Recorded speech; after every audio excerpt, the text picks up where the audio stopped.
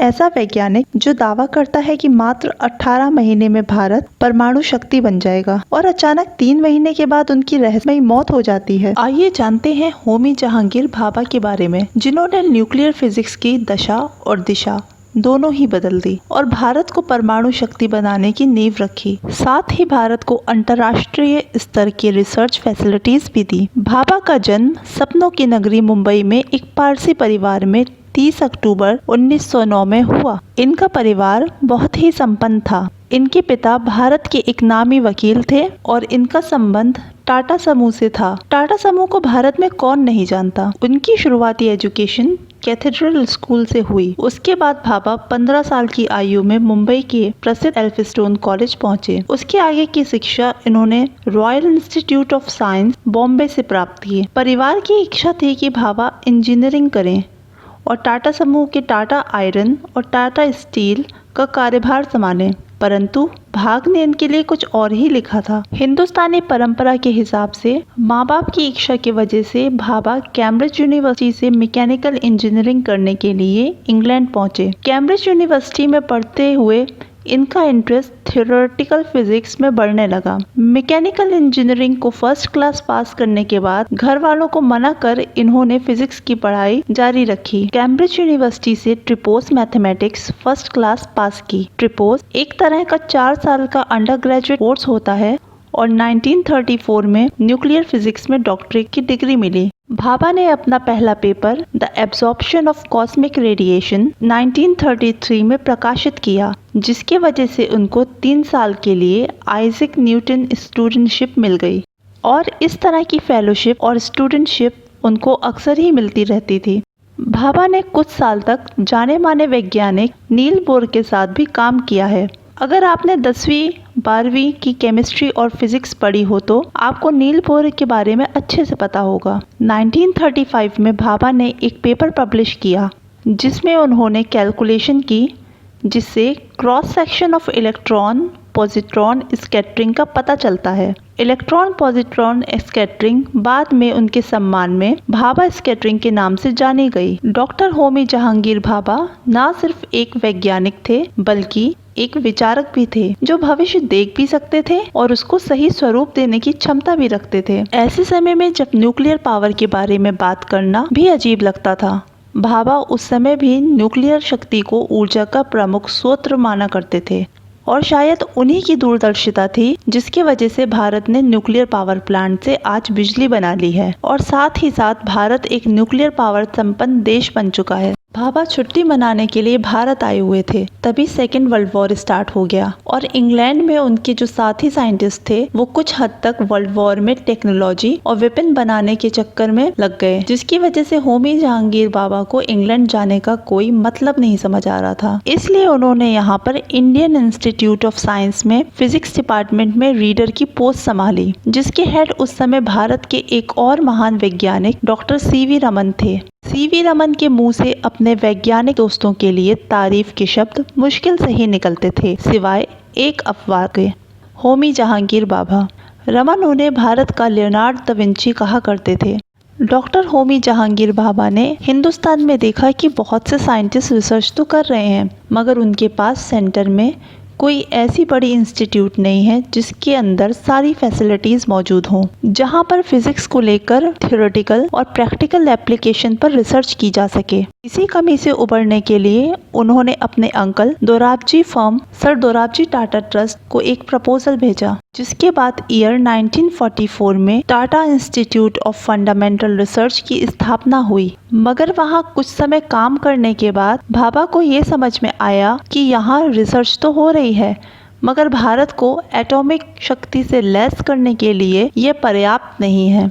ऐसे में गवर्नमेंट के साथ मिलकर उन्होंने एक और बड़े research centre atomic energy establishment Trombay मतलब AEET की स्थापना 1954 में की और उसी साल डिपार्टमेंट ऑफ एटॉमिक एनर्जी की स्थापना भी हुई। Doctor Homi Jahangir Bhabha atomic energy से संबंधित अंतर्राष्ट्रीय बैठकों में भारत को रिप्रेजेंट करते थे और जिनोवा संधि में भी वे वहां मौजूद थे, जहां पर न्यूक्लियर पावर को युद्ध शक्ति में न इस्तेमाल करने और विभिन्न प्रकार की शांति के तरीकों से इस्तेमाल करने पर संधि हुई। होमी जहांगीर भाभा न सिर्फ वैज्ञानिक थे बल्कि उनकी रुचि संगीत और कला में भी खूब थी। उनका मानना था कि कला और संगीत से उनकी रचनात्मकता और इंटेलेक्ट बढ़ता है। Archival resources for contemporary history की संस्थापक और भाभा पर किताब लिखने वाली इंदिरा चौधरी कहती हैं, भाभा ने कई स्केचेस बनाए थे, यहाँ तक कि भारत की सबसे मशहूर पेंटर हुसैन का भी स्केच भाभा ने बनाया था। जब हुसैन की पहली प्रदर्शनी मुंबई में हुई थी तो भाभा ने उनका उद्घाटन किया। जब भी बॉम्बे प्रोग्रेसिव आर्टिस्ट की प्रदर्शनी होती थी तो भाभा जरूर आते थे और वहां से अपनी संस्था के लिए पेंटिंग्स और मूर्तियां खरीदते थे। इंदिरा चौधरी कहती हैं, नेहरू को सिर्फ 2 लोग भाई कहते थे, एक थे जयप्रकाश नारायण और दूसरे होमी भाभा। इंदिरा कहती हैं कि हमारे आर्काइव में इंदिरा गांधी का एक भाषण भी है जिसमें वह कहती हैं कि नेहरू को भाभा अक्सर देर रात में फ़ोन करते थे और नेहरू हमेशा उनसे बात करने के लिए समय निकाला करते थे। एक अंग्रेजी वैज्ञानिक थे पैट्रिक बैंकेट जो DRDO के सलाहकार होते थे।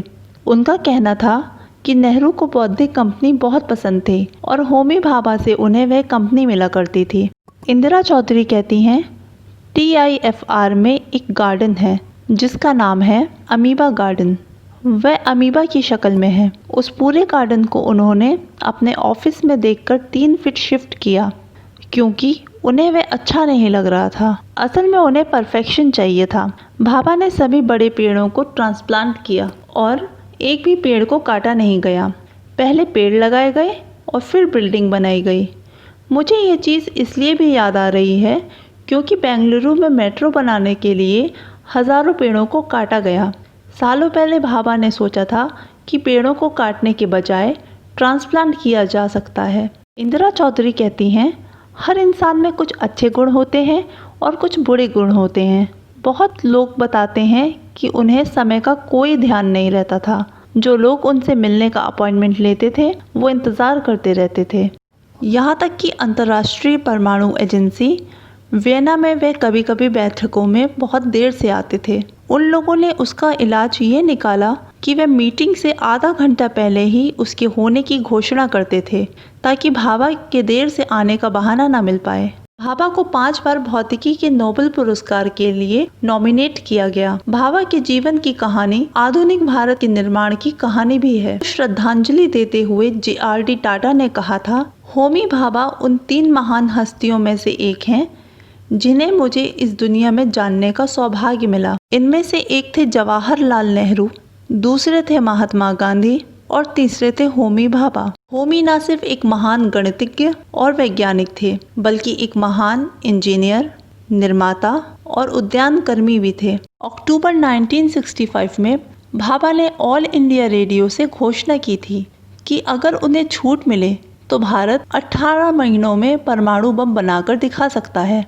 वे मानते थे कि ऊर्जा, कृषि और मेडिसिन जैसे क्षेत्रों के लिए शांतिपूर्ण परमाणु ऊर्जा कार्यक्रम शुरू होना चाहिए। उन्होंने पंडित नेहरू को परमाणु आयोग की स्थापना के लिए राजी किया।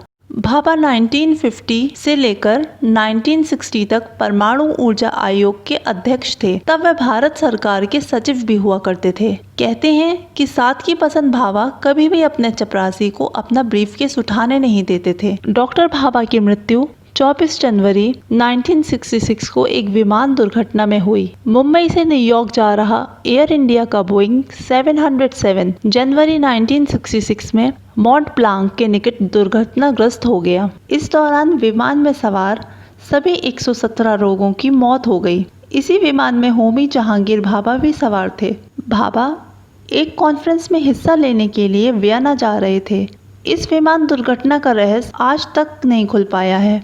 एक न्यूज़ वेबसाइट में अपनी रिपोर्ट में इसके संकेत दिए हैं कि भाभा के प्लेन क्रैश में अमेरिकी खुफिया एजेंसी CIA का हाथ था। इस प्लेन क्रैश में भारत के इस महान वैज्ञानिक की मौत हो गई थी। वीडियो पहले ही बहुत लंबा हो चुका है, इसलिए इनकी डेथ मिस्ट्री में और नहीं जाते हैं। भारत सरकार ने इस महान वैज्ञानिक के योगदान को देखते हुए भारतीय परमाणु रिसर्च सेंटर का नाम भाभा परमाणु रिसर्च संस्थान रखा और इनको पद्म भूषण से सम्मानित भी किया। अगर आपको ये वीडियो पसंद आया हो तो प्लीज़ इस वीडियो को लाइक, शेयर और हमारे चैनल को सब्सक्राइब करें।